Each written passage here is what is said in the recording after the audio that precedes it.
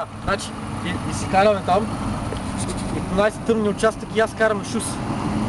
И е така, и засилвам. И само е така, нали, да го бирам това, защото дъската ми прави така. А носовете е така, се трескат в леда. И то много гаден звук се чува и само хрущение така, като се опитвам да завия. И аз усещам така, се викаме баси майката, и спаднаха ми пломбите. Още малко засилих и викаме баси майката, тук паднах, защото аз не съм много добър в карането все още. Викаме баси майката, тук паднах на туалет и няма стана повече. Обаче продължих да карам, продължих. И дъската е така и много беше, страшно някой много си кефа. И точно в този момент пък, в смисъл след това на следващото пускане, ама аз вече не карах на него толкова бързо, защото почнах да си завивам така, екстра си беше и завале снег. И аз съм си, понеже маската като си я сложи, с нея нищо не виждам, понеже тя е така.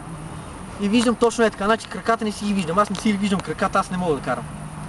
И сега така става маска и тя като се запоти, те нищо не вижда. Тръгнах да чиста, размаза се. Викам, няма да е с маската. Сложих си я на врата и издигнах шала.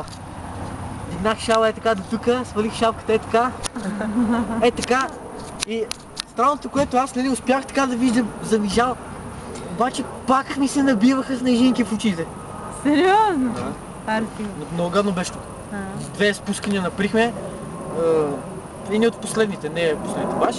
Две спускания наприхме, много беше гадно, обаче напред последното спускане паднах много лошо, беше много яко. Аз много се кефа и пак ще ходим на боровете да караме. Този път ще караме яко. Ще караме яко на шус и ще ги мина всички. И ще си направя дъската, защото дъската ми е надраскана и е бавна.